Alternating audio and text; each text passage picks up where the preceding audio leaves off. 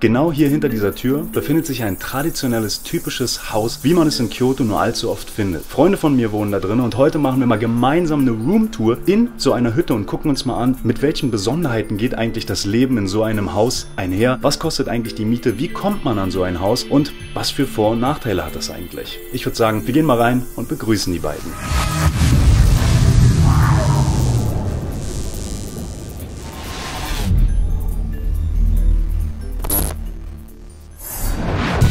So, erstmal klingeln hier. Welcome. Hello, hello. To the new place. To the new place. Yeah. You just moved. What happened to your old apartment? Oh, well, I basically moved in with my girlfriend, so we needed a bigger place. And as you saw, the old apartment was way too small, so a house was the ideal. But please take a look around. Thank you. Man, that's cool. That's the kitchen, right? Hey, Dan. This is the girlfriend.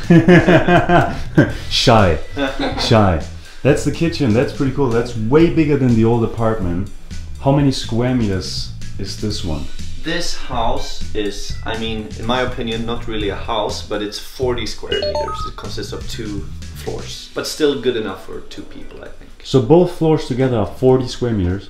Correct. We have something very special behind that window, right? There's something very special behind that window. We have to start it with that because that is actually pretty interesting. This is Dan's worst nightmare. It's the abandoned house. It's the abandoned paradise. You see, how do you even get here? Pretty scary, but actually kind of cool.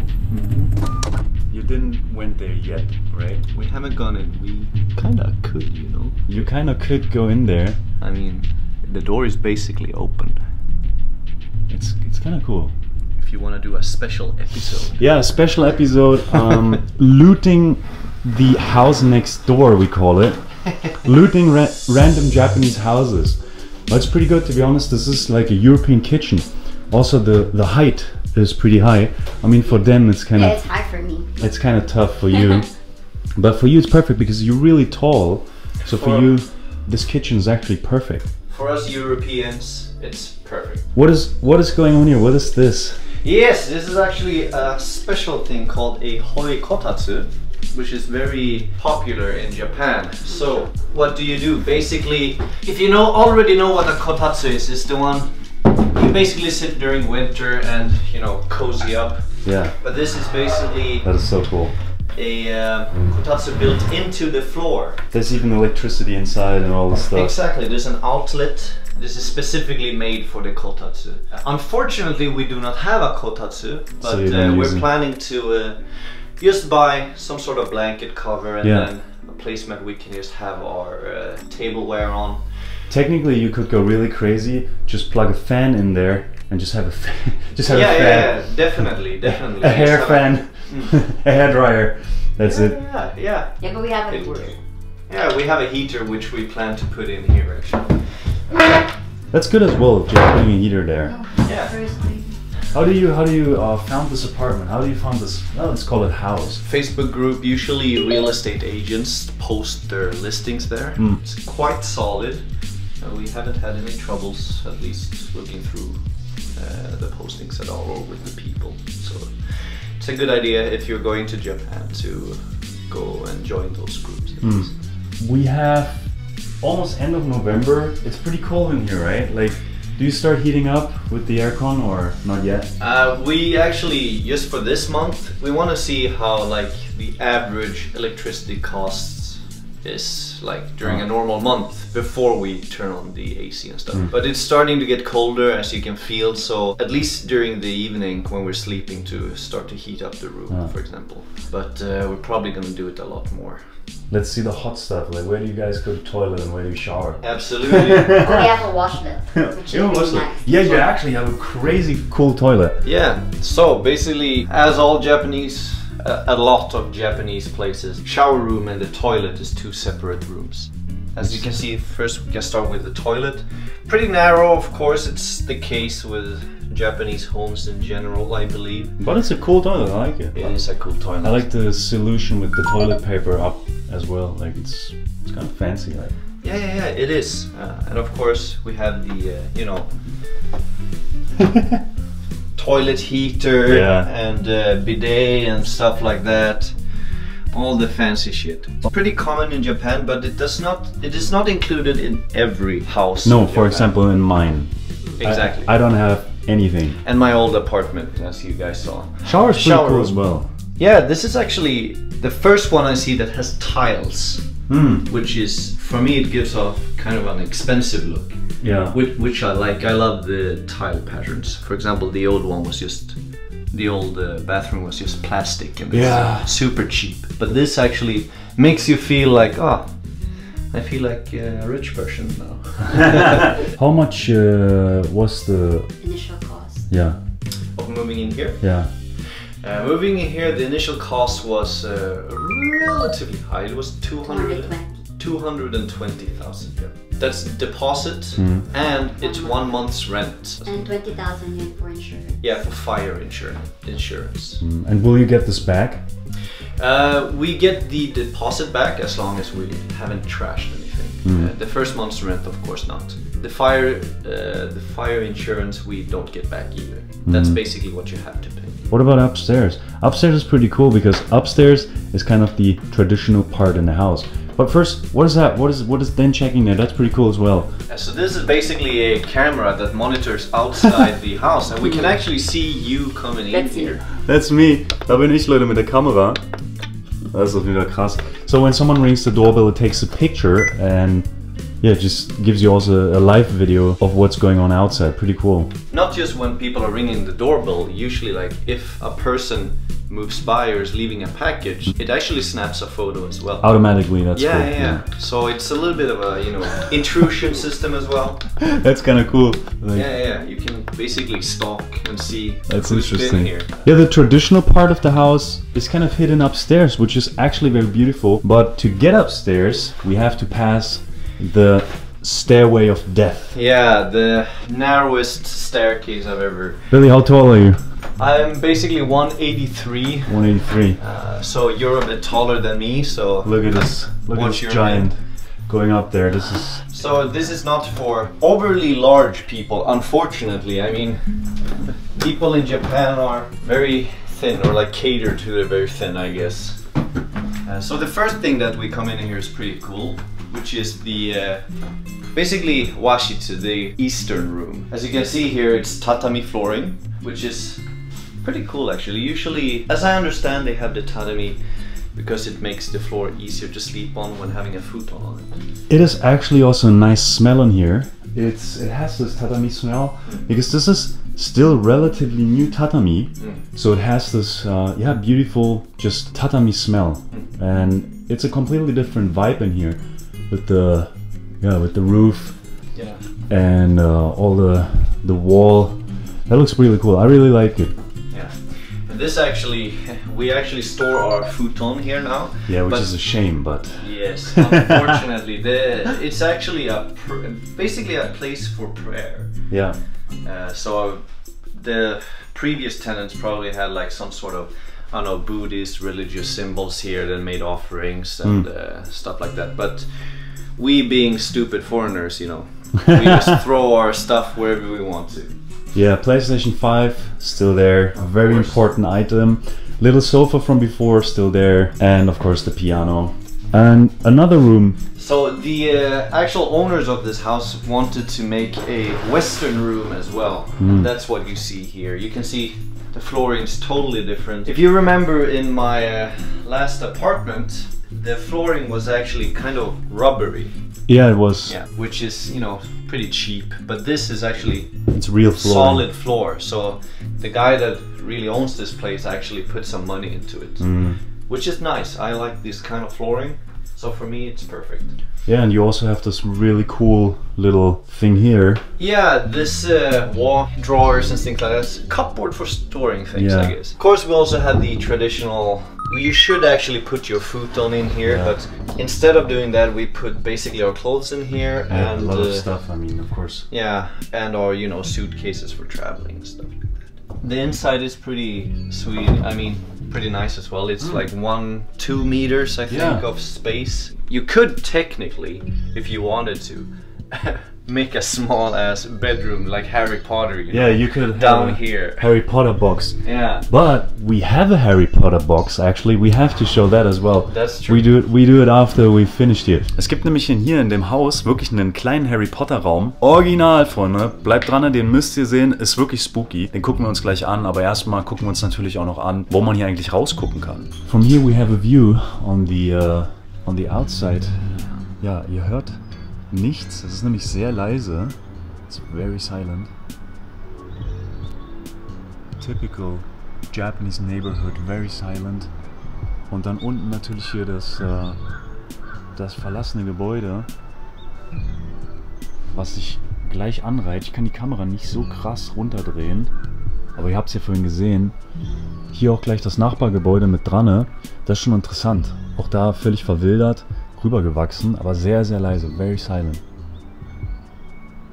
Kind of cool, I like it. Yeah, it's a very silent neighborhood.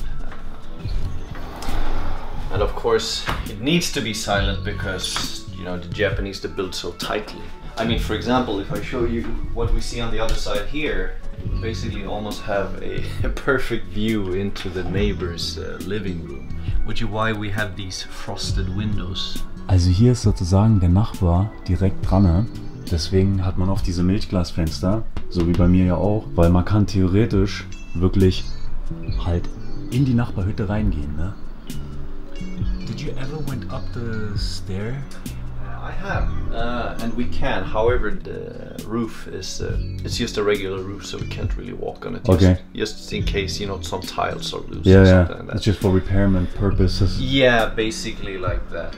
But I have gone up. Ja, hier könnt ihr es auch nochmal sehen, also sehr, sehr eng. Theoretisch, wenn der Nachbar hier auf dem Balkon eine raucht, dann ist der halt wirklich gleich mit euch dran. Also da muss man schon Bock drauf haben, dass man so nah an den Nachbarn ist. Theoretisch ist hier die Tür und es ist auch eine ganz kleine Tür, also die ist winzig, ne? Und da kann man dann theoretisch rausgehen. Also man geht nicht durchs Fenster, man geht theoretisch durch die Tür. Very interesting. And a second aircon upstairs, which makes it easy to just heat it up and then... Of course. I mean, it's basically a necessity if you're living in Japan. The summers get incredibly hot, and because of no insulation in the housing, you need it in winter as well. So, Freunde, ich würde sagen, wir gucken uns jetzt nochmal die kleine Harry Potter Bude an, die da unten sich versteckt noch hier in dem Haus. Und danach stellen wir Billy nochmal ein paar Fragen, einfach generell zum Apartment, Miete etc. Jetzt gucken wir uns erstmal an, wo Harry Potter eigentlich wohnt. You can almost imagine, you know, Harry Potter living under here. There he is. There's Harry Potter. Somewhere in there with the little chaos. He's supposed to be in there. Leute, das ist die kleine Kammer.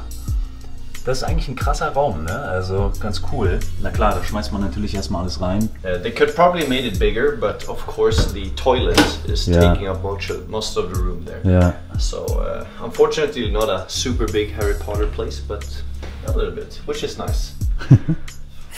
Alright, like what is the rent here and what is included, what is not included? What about internet and all these things? So basically the rent without anything is 100,000 yen. So of course if you live alone, it's a little bit high, right? I mean, but as I'm living here with my girlfriend, it's actually okay. It is. And of course then we have utilities, always separate from the bill of the house, like the rent of the house. Internet as well. Usually these two, we still haven't gotten the first utilities bill for this house yet, but we estimate that it would cost a maximum of 20,000 yen with everything. With everything? Yeah, I mean that's worst case scenario, like you're blasting their air conditioner. Not too bad, not too bad. No, exactly. I mean 120,000 yen split by 2, 60,000. So I mean it's not that bad actually. It's not.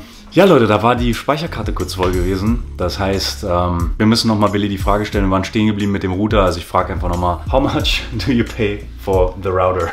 Yes, so let's do this again. So basically, when I checked online, the 5G router was kind of around 6,000 yen. So I thought that's hell of a lot better than paying 20k for the internet cable that I'm not even gonna benefit from in the end. So when I actually got to sign up on it, they had a special promotion which made the cost of the router only cost 1 yen. So in the end I just have to pay the internet provider fee, which is around 5,000 yen a month. Do you have a limitation when it comes to gigabytes? I do. However, it's daily, right? It's not daily, it's actually every 3 days. So if you actually surpass, I think it's 15 gigabytes every 3 days, they limit your bandwidth a bit. So it's not like you lose your connection, it's just like they going from 500 megabytes per second down to, I don't know, 150 or something like that. So I mean, it's still manageable, and I've never hit that limit yet, so it's pretty sweet. What about the neighbors? Like, is anyone weird living here? Because you live so close to the people, right? So is there any weird interactions, or do you hear people? Is it too loud when you want to sleep? Like, what about this kind of stuff? To be honest, I think me and Dan are the loud ones. As in the last apartment. Playing piano. Playing piano, you know, playing video games, always being really loud. But we actually have some decent neighbors. For example, to our left, we have 2 American Filipino ancestry, I think. So they were pretty chill. Usually talk a lot and they have a baby.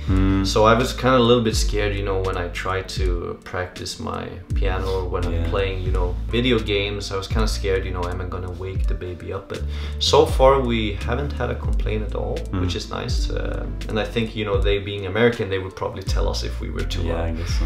When we moved here as well, the neighbors in front of us and nearby actually came out to say hello, which was very, very friendly. Like, I guess that's the traditional Japanese way to like really, you know, welcome your neighbors a bit, which is very nice. Unfortunately, apparently the neighbors to our right are not so accommodating, I guess. They don't even speak at all. They basically give you a look and then run inside their house again. So it's, I think they are this sort of, I mean, I cannot speak for them, but you know, this kind of seem like the people that don't like foreigners that much. If someone would like to move in this kind of house, would you recommend it? Or would you be like, oh, overall, this is like not a good thing to do? Or would you be like, hey, actually, you should try that? I actually think it's a completely good house. I think it's something that you should try.